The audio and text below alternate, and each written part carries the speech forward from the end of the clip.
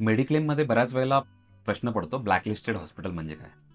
Claim reject होण्याचं सर्वात मोठं रिझन ब्लॅकलिस्टेड हॉस्पिटल. आजकाल हे खूप जास्त झालंय. बऱ्याचशा हॉस्पिटलने मेडिक्लेम कंपन्यांसोबत टाय अप केलेलं असताना त्यांच्या ठरलेल्या रकमा ते लोकं प्रोव्हाईड करत नाही. उदाहरणार्थ XYZ हॉस्पिटल आणि मेडिक्लेम कंपनी यांच्यामध्ये टाय अप झालंय. ह्या क्लेमसाठी एवढे पैसे, ह्या ऑपरेशनसाठी एवढे पैसे.